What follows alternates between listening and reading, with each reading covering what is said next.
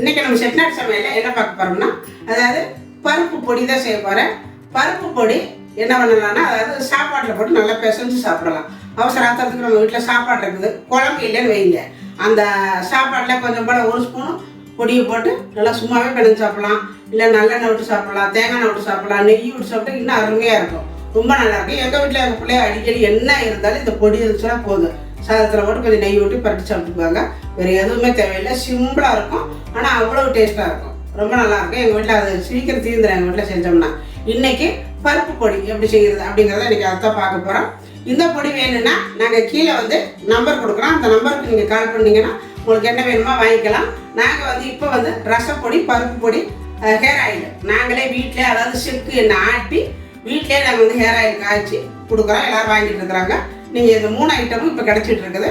அப்புறம் மற்ற ஐட்டம்லாம் அதாவது ஊறுகாய், சாம்பார் பொடி, குழம்பு பொடி, இட்லி பொடி, பிரண்டை பொடி, இதெல்லாம் வந்து நான் ஊருக்கு போகிறேன், அங்கே போய் நம்ம வந்து இயற்கையாக பிரண்டையை பறித்து அரைச்சி நான் வந்து அதை உங்களுக்கு பொடி வந்து நான் வந்து ஃப்ரெஷ்ஷாக தான் தருவேன். கொஞ்சம் கூட ஸ்டாக் இருக்காது. நான் அப்பப்போ கொஞ்சம் கொஞ்சம் கொஞ்சம் கொஞ்சமாக செஞ்சு நான் எல்லாருக்கும் கொடுத்துட்ருக்குறேன். இப்போ கூட நிறைய பேர் கேட்டிருக்கிறீங்க. நான் வந்து இப்போ தான் ஊருக்கு போகிறேன். ஊரில் போய் நான் பறிச்சுட்டு வந்து உங்களுக்கு பிரண்டை பொடி நான் போட்டு அனுப்புகிறேன். இப்போ இருக்கிற பொடி மட்டும் என்கிட்ட ரசப்பொடி இருக்குது, பருப்பு பொடி இருக்குது, ஹேர் ஆயில் இருக்குது. உங்களுக்கு என்ன வேணும்னாலும் கீழே கொடுக்குற நம்பரில் நீங்கள் கால் பண்ணி வாங்கிக்கலாம், கால் பண்ணிக்கோங்க. இப்போ வாங்க பருப்பு பொடி எப்படி செய்யறதுன்னு பார்க்கலாம். இப்போ நம்ம பருப்பு பொடிக்கு தேவையான பொருட்கள் எடுத்து வச்சுருக்கிறேன், என்னென்னு பார்த்துக்கலாம். இது எல்லாம் வந்து 1/4 கிலோவுக்கு தான் இதை நான் அளவு சொல்கிறேன். 1/4 கிலோ துவரம்பருப்பு எடுத்து வச்சுருக்கிறேன், 1/4 கிலோ கடலைப்பருப்பு, 100 கிராம் உடைச்ச கடலை, பொட்டுக்கடலை, குருமிளகு 2 ஸ்பூனு, சீரகம் 1 ஸ்பூனு, 1/2 ஸ்பூனு எள்ளு சேர்த்துருக்கிறேன்னா நீங்கள் வேணும்னா சேர்த்துக்கலாம், வேண்டாட்டி விட்டுறலாம். இது சேர்க்குறது நல்லா வாசமாக இருக்கும். இது வந்து வெள்ளை எள்ளு இருந்து சேர்த்திங்கன்னா நல்லாயிருக்கும். நான் கருப்பு எள்ளு தான் எடுத்துருக்கிறேன். இது சேர்க்கணுங்கிறது இல்லை, நீங்கள் சேர்த்துக்கிட்டிங்கன்னா இன்னும் வாசம் நல்லா தூக்கலாக இருக்கும். அதனால் நான் ஒரு சின்ன ஸ்பூனால் 1 ஸ்பூன் அளவு எடுத்துருக்கிறேன். ஒரு 10-12 பல்லு பூண்டு எடுத்து இந்த மாதிரி 1-2 நச்சு வச்சுருக்கிறேன். தோலோடவே நச்சுக்கோங்க. டீட்டி பெருங்காயம், கட்டி பெருங்காயம் எடுத்துருக்கிறேன், இந்த அளவு எடுத்துக்கணும். ஒரு 10 வரமிளகா காரத்துக்கு எடுத்துருக்கிறேன். உங்களுக்கு காரம் நிறைய வேணும்னா கூட சேர்த்துக்கோங்க, இல்லை கம்மியாக வேணும்னா கம்மியாக சேர்த்துக்கோங்க. நான் 1/4 கிலோவுக்கு இந்த அளவு எடுத்துருக்கிறேன். ரொம்ப காரமாக இருந்தாலும் பொடி சாப்பிட முடியாது, அதாவது சாதத்தில் போட்டு சாப்பிடும்பொழுது காரம் இல்லாமல் இருக்கணும், பார்த்துக்கோங்க. இப்போ இதெல்லாம் ஒவ்வொன்றா வறுக்கணும். இப்போ வறுத்துக்கலாம். நம்ம சேனலில் நிறைய இட்லி வீடியோ நான் போட்டிருக்கிறேன். இட்லியில் வந்து நான் வந்து ரேஷன் அரிசியில் நிறைய விதமாக நான் டிஃப்ரென்ஸாக செஞ்சு காட்டியிருக்கிறேன். நிறைய பேர் அதை செஞ்சு பார்த்துட்டு ரொம்ப நல்லா வந்திருக்குதுமா, நான் உங்கள் இட்லியை பார்த்து தான் நான் நிறைய கற்றுக்கிட்டேன், நல்லா செஞ்சுறேன் அப்படின்னு சொல்லி நிறைய பேர் ரொம்ப நாளாக சொல்லிக்கிட்டே இருக்கிறீங்க. ரேஷன் அரிசியை மட்டும் வச்சு நீங்கள் குஷ்பு இட்லி செஞ்சு காட்டுங்கம்மா, எப்படி வருதுன்னு பார்க்கலாம் அப்படின்னு சொல்லி கேட்டிருந்தீங்க. உங்களுக்காக நான் வந்து ரேஷன் அரிசியில் குஷ்பு இட்லி பண்ணியிருந்தேன். அதுக்கு ஒருத்தர் கமெண்ட் போட்டிருக்கிறாங்க, எஸ்தர் ரத்னா அப்படிங்கிறவங்க கமெண்ட் பண்ணியிருக்கிறாங்க. பாருங்கள் எப்படி பண்ணியிருக்கிறாங்கன்னா, அதாவது இப்பொழுது நான் இட்லி செய்தால் எப்போவுமே எங்கள் குடும்பத்தாளுங்க, எங்கள் குடும்பத்தை சேர்ந்தவங்க எல்லாருமே என்னை பாராட்டுறாங்க, எங்கள் ஃப்ரெண்ட்ஸுகள் எல்லாருமே சேர்ந்து என்னை பாராட்டுறாங்க. இதுக்கெல்லாம் காரணம் நீங்கள் தாங்கம்மா. உங்களுடைய இட்லியை பார்த்து நான் செஞ்சு கற்றுக்கிட்டேன், ரொம்ப நல்லா வருது.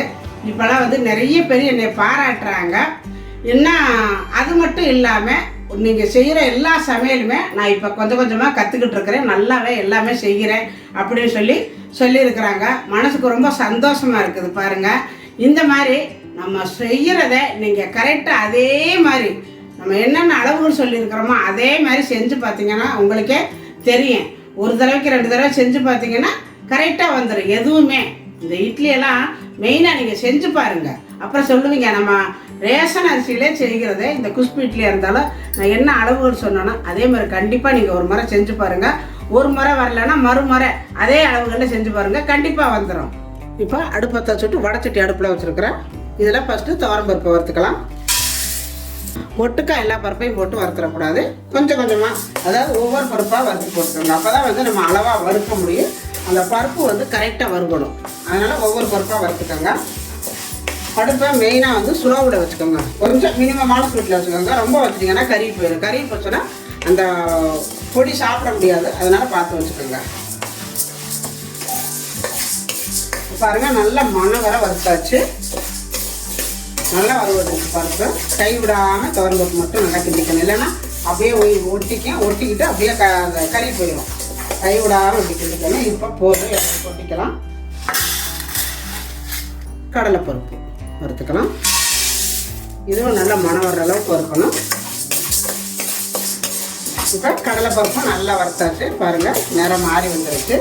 கடலைப்பருப்பையும் தூக்கி இதில் மாற்றிக்கலாம். அடுத்ததாக இந்த குருமிளகு, சீரகம், நம்ம எடுத்து வச்சுருக்கிற எள்ளு அடுப்பை குறைச்சி வச்சுட்டு நல்லா வறுத்துக்கோங்க. இந்த எள்ளு மட்டும் நல்லா பொரியணும் பாருங்கள், அப்போ தான் நல்லாயிருக்கும். பாருங்கள் வெடிக்குது இந்த மாதிரி.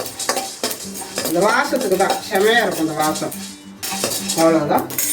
இப்போ இதையும் பருப்பில் கொட்டிக்கலாம். இதெல்லாம் நம்ம எடுத்து வச்சுருக்கிற காஞ்ச மிளகாய் அடுப்பில் வந்து குறைச்சி வச்சுக்கிட்டு இதை போட்டுக்கோங்க. நம்ம எடுத்துருக்கிற 1/4 கிலோவுக்கு இது பெருங்காயம் தான் இதுக்கு வந்து நல்ல மெயினு. இந்த அளவு பெருங்காயம் சேர்த்துக்கோங்க. இதையும் சேர்த்து வறுத்துக்கலாம். பெருங்காயம், வரமிளகாய் லைட்டாக வறுத்துக்கலாம். நம்ம எடுத்து வச்சுருக்கிறோம் இந்த பொட்டுக்கடலை, இதை போட்டு லைட்டாக சூடு இருந்தால் போதும். இது ஏற்கனவே வறுத்த கடலை தான், லைட்டாக சூடு ஏறணும், அவ்வளோதான். அடுப்பை வந்து குறைச்சிட்டு ஃபுல்லாக குறைச்சிட்டு தான் இதெல்லாம் வறுத்துட்ருக்குறேன். இப்போ ஓரளவு நல்லா சூடு ஏறிடுச்சு பருப்பு. இதையும் தூக்கி நல்லா மாற்றிக்கலாம். நம்ம தட்டி வச்சுருக்கிறோம் பூண்டு வறுக்கிறதுக்கு. வெறும் இதுவாக வறுக்கக்கூடாது. நம்ம வந்து எல்லாத்தையுமே வரன்னு தான் வறுத்துருக்குறோம், எண்ணெய் விடாமல். இந்த பூண்டை மட்டும் கொஞ்சம் போல் நெய் விட்டு இந்த பூண்டை வறுத்துக்கோங்க. இந்த மாதிரி நெய் விட்டு வறுத்துக்கோங்க. இந்த பூண்டு ஓரளவு வறுபட்டதும் நம்மளுக்கு அந்த பருப்பு பொடிக்கு தேவையான அளவு கல் உப்பு அதையும் போட்டு இதுலேயே லைட்டாக சூடு ஏற வறுத்துக்கோங்க. அவ்வளோதான். நான் அடுப்பை வந்து ஸ்லோவில் தான் வச்சுருந்தேன். இப்போ அடுப்பை ஆஃப் பண்ணிட்டேன். இந்த சூட்டிலே இப்போ இருக்குது வறுவடட்டும்.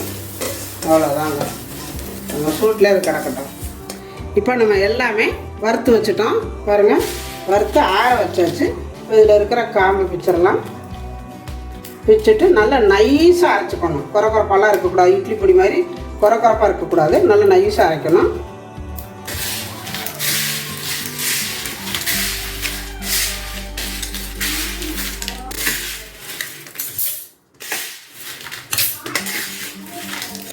கொஞ்சம் கொஞ்சமாக போட்டு நல்லா நைஸாக அரைச்சிக்கலாம். பாருங்கள், நம்ம அரைச்சி எடுத்துகிட்டு வந்துட்டோம். நல்லா நைஸாக இந்த மாதிரி அரைச்சிக்கணும். பாருங்கள், இதே மாதிரியே எல்லாமே அரைச்சிக்கலாம். இப்போ பாருங்கள், நம்ம எல்லாமே அரைச்சி எடுத்தாச்சு.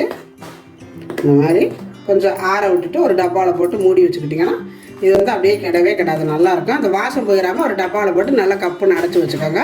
வேணுங்கிறப்ப எடுத்து போட்டு கொஞ்சம் போல் சாதம் போட்டு நெய் ஊற்றி சாப்பிட்டிங்கன்னா அவ்வளோ அருமையாக இருக்கும். இப்போ பாருங்கள், பருப்பு பொடி ரொம்ப அருமையாக வந்துருக்குது. இப்போ நாங்கள் எல்லோரும் சாப்பிட்டா ரொம்ப அருமையாக இருக்குது. காரங்கீரம் எல்லாம் கரெக்டாக இருக்குது. இதிலே நம்ம உப்பெல்லாம் போட்டு அரைச்சிடுவோம். நீங்கள் வந்து சாதத்தில் போட்டு உங்களுக்கு எவ்வளோ வேணுமோ 1 ஸ்பூனோ 2 ஸ்பூனோ போட்டு நெய் ஊற்றி சாப்பிட்டிங்கன்னா ரொம்ப அருமையாக இருக்கும். அவ்வளோதான், ரொம்ப அருமையான ஒரு பருப்பு பொடி செஞ்சு காட்டியிருக்கிறேன். இதே மாதிரி நீங்கள் செஞ்சு பாருங்கள். இந்த பருப்பு பொடி வேணும்னா நாங்கள் கீழே வந்து பருப்பு பொடி மட்டும் இல்லை பாருங்கள், ரசப்பொடி. இப்போ நம்ம வந்து பருப்பு பொடி உங்களுக்கு அரைச்சி காட்டியிருக்கிறேன். ரசப்பொடி இது ரசப்பொடி ஏற்கனவே நான் வந்து அரைச்சி வீடியோ போட்டிருக்கிறேன். அந்த ரசப்பொடி லிங்க் கீழே கொடுக்குறேன், நீங்கள் போய் பார்த்துக்கோங்க. இந்த ரசப்பொடியை வச்சு எப்படி ரசம் வைக்கிறது அப்படிங்கிறதையும் நான் செஞ்சு காட்டியிருக்கிறேன். இப்போ வந்து பருப்பு பொடியும் நாங்கள் கொடுத்துட்ருக்குறோம், ரசப்பொடியும் வெளியில் கொடுத்துட்ருக்குறோம். உங்களுக்கு வேணும்னா நாங்கள் கீழே நம்பர் கொடுக்குறோம், அந்த நம்பருக்கு கான்டாக்ட் பண்ணுங்கள். பருப்பு பொடி, ரசப்பொடி, அப்புறம் வந்து ஹேர் ஆயிலு எல்லாமே நாங்கள் கொடுத்துட்ருக்குறோம்.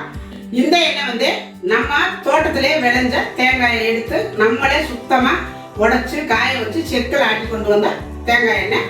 இதில் வந்து 11 பொருட்கள் சேர்த்து நான் வந்து எண்ணெய் காய்ச்சல் வச்சுருக்கிறேன்.